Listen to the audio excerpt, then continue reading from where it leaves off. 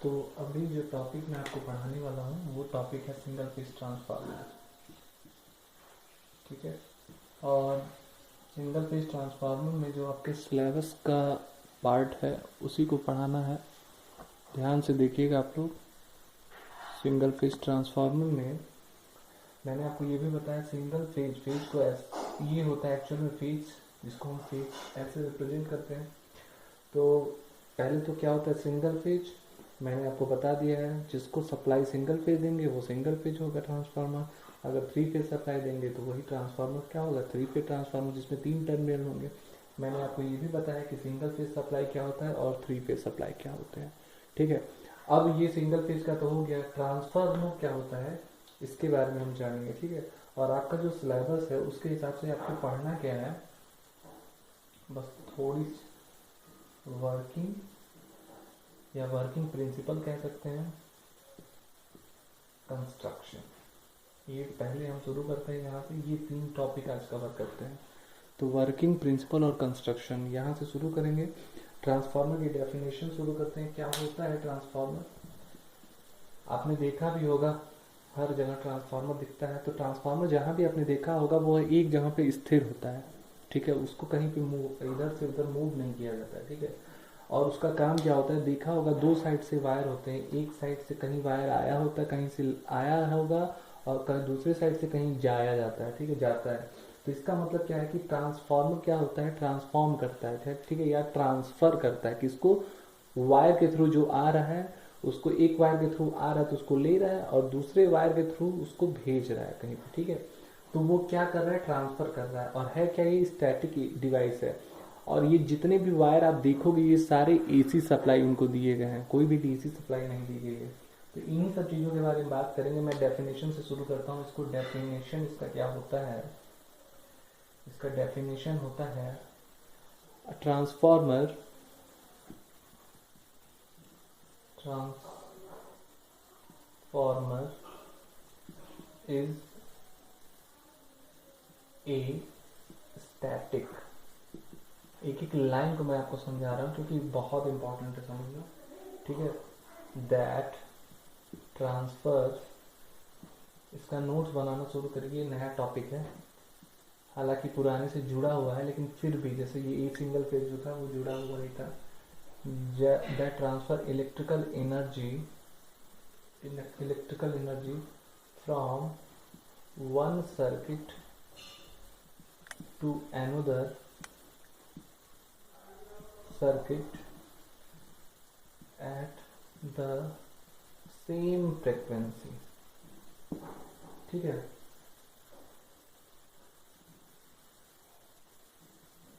Through a magnetic circuit. मैं चित्र भी थोड़ा सा बना रहा हूँ, जो आपने देखा होगा ऐसे एक तरह का डिब्बा बना होता है और डिब्बे में 2 तार यहाँ पे लगे होते हैं।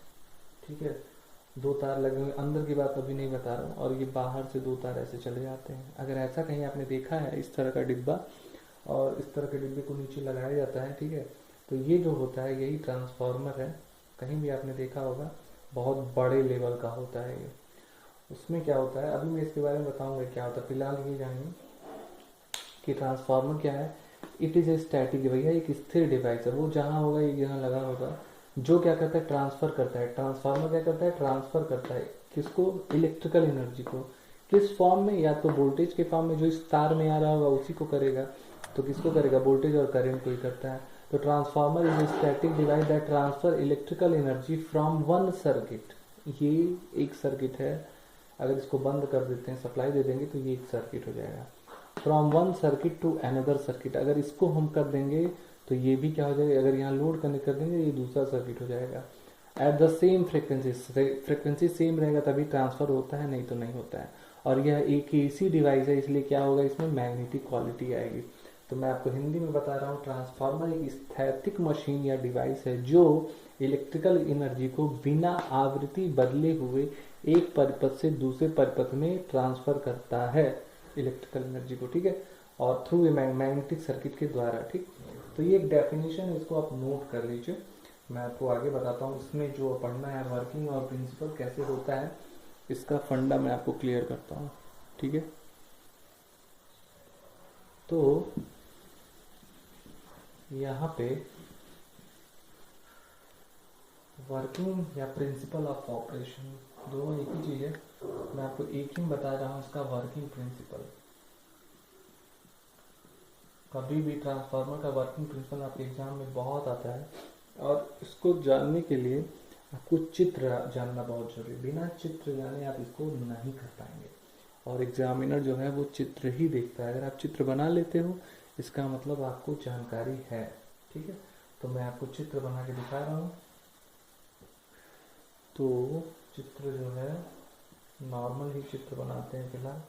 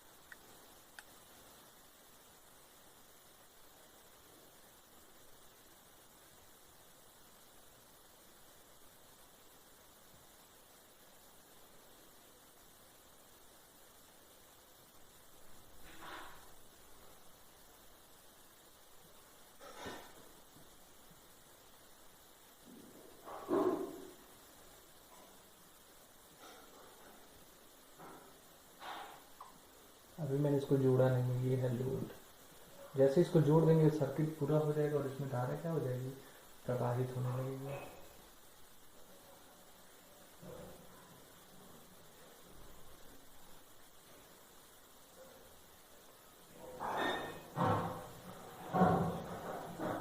ठीक है, यहाँ से ये आया है, ऐसे घूमते घूमते घूमते घूमते यहाँ से ये करते करते ये पूरा एक ही से जुड़ा हुआ है। ठीक है, ध्यान से समझिएगा, इसमें पूरा समझना ही है।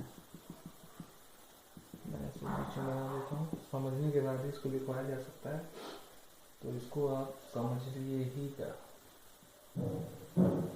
अगर ये आज में हो जाता है तो बहुत ही बेटर होगा, अदरवाइज मैं कल भी मतलब सेकंड लेक्चर में मैं बताऊंगा। ठीक है, और यहाँ जो होगा मान लीजिए, अगर इसको हम कंप्लीट करेंगे तो ये कुछ और हो जाएगा। ठीक है, और इसका चित्र जो है इसको हम बोलते हैं सिंगल फेज ट्रांसफार्मर। तो ये सिंगल फेज ट्रांसफार्मर का चित्र है जो मैंने आपको बताया। ठीक है, इसको आप नोट करिए, और फिर मैं आपको बता रहा हूँ कि कैसे होगा। जैसा आपको समझा रहा हूँ वैसे अगर आप लिख लेंगे तो बहुत बेटर होगा, अदरवाइज मैं आपको बस कॉन्सेप्चुअल चीज़ें बताऊंगा। ठीक है, जो जो अगर जितना आप समझते हैं उतना ही लिख लेंगे तो वही सही है। चित्र आपको याद रखना है। ठीक है, अब देखिए शुरू करते हैं। इसको हम बोलते हैं प्राइमरी, जहाँ पे सप्लाई दी जाती है वो होता है प्राइमरी। ठीक है, तो ये जो सर्किट होगा इसको हम बोलेंगे प्राइमरी सर्किट। जहाँ से सप्लाई ली जाती है, अगर यहाँ पे धारा बहेगी, यहाँ से धारा जा रही है, यहाँ से धारा निकलेगी, इसको हम बोलते हैं सेकेंडरी। अगर धारा बहती है तो इसको हम सेकेंडरी सर्किट बोलते हैं। ये जो वाइंडिंग है इसको हम बोलते हैं प्राइमरी वाइंडिंग, और ये जो वाइंडिंग है इसको हम बोलते हैं सेकेंडरी वाइंडिंग। जहाँ पे आपका सब कुछ दिया जा रहा है, ट्रांसफार्मर को जो दे रहा है वो प्राइमरी में होता है, ट्रांसफार्मर से जो ले रहा है वो सेकेंडरी होता है। ठीक है, ये तो क्लियर हो गया होगा। अगर वो क्लियर हो गया तो देखिए इसमें हमने क्या बोला है, मैं आपको बता रहा हूँ। जब ट्रांसफार्मर को, या जब ट्रांसफार्मर की बात समझिएगा, जब ट्रांसफार्मर की प्राइमरी वाइंडिंग में या प्राइमरी सर्किट में V1 AC सप्लाई दी जाती है, ध्यान से समझना, जब ट्रांसफार्मर की प्राइमरी वाइंडिंग में या ट्रांसफार्मर की प्राइमरी सर्किट, प्राइमरी वाइंडिंग में ही बोली, जब ट्रांसफार्मर की प्राइमरी वाइंडिंग में V1 AC सप्लाई, ये इसका मतलब हो गया AC, V1 AC सप्लाई दी जाती है। किसको दी जाती है? प्राइमरी वाइंडिंग ऑफ ट्रांसफार्मर को। मैं इस तरह से आपको बता रहा हूँ, आप लिखते जाइएगा। जब ट्रांसफार्मर की प्राइमरी वाइंडिंग में V1 AC सप्लाई दी जाती है तो क्या होता है, तो सर्किट बंद पर हो जाता है, तो प्राइमरी सर्किट जो है या प्राइमरी वाइंडिंग बंद परिपथ की तरह व्यवहार करता है, और बंद परिपथ की तरह व्यवहार करने से क्या होता है, I1 धारा या I1 एक्साइटिंग करंट उत्तेजित धारा प्रवाहित होने लगती है। I1 एक्साइटिंग करंट जो होता है वह प्रवाहित होने लगती है। ठीक है, यह I1 यह उत्तेजित धारा कोर में, देखो ध्यान से देखो, ये प्राइमरी वाइंडिंग, ये सेकेंडरी वाइंडिंग, इसके बीच में ये जो जुड़ाव है, इस जुड़ाव को हम बोलते हैं कोर। क्या बोलते हैं, कोर। यही मेन पार्ट होता है। ठीक है, अब क्या होता है, यह प्राइमरी धारा क्या करती है, कोर में फ्लक्स जनरेट करती है। क्या करती है, कोर में फ्लक्स जनरेट करती है। कोर में क्या जनरेट करती है, फ्लक्स जनरेट करती है। फ्लक्स फाई से रिप्रेजेंट करते हैं। यह प्राइमरी धारा कोर में फ्लक्स जनरेट करती है। ठीक है, फिर से इस चीज को समझिएगा, जब ट्रांसफार्मर के प्राइमरी वाइंडिंग में V1 AC सप्लाई देते हैं तो बंद परिपथ होने के कारण क्लोज सर्किट होने के कारण I1 एक्साइटिंग धारा प्रवाहित होने लगती है। I1 एक्साइटिंग धारा प्रवाहित होने लगती है। तो मैंने बताया, अब ये समझिए कि फाई I1 की वजह से फाई कैसे जनरेट हुआ, ये समझिए। ये जो कॉन्सेप्ट होता है ये सेल्फ इंडक्शन कॉन्सेप्ट होता है। ठीक है, सेल्फ इंड्यूस इसको बोलते हैं। सेल्फ इंडक्शन कॉन्सेप्ट क्या बोलता है, जैसा कि मैंने बताया, जो ये होता है L होता है, ये भी इंडक्टेंस होता है, इसको हम बोलते हैं सेल्फ इंडक्टेंस। एक होता है M जो होता है, ये होता है म्यूचुअल इंडक्टेंस। ठीक है, तो सेल्फ इंडक्टेंस कैसे होता है, जब क्या होगा आपका, फिर से समझिएगा, मैं हर चीज आपको बता रहा हूँ, बस इसको समझते रहिएगा कि ये ही समझना है आपको। अगर आप समझ लिए तो समझ लेंगे तो लिख लेंगे।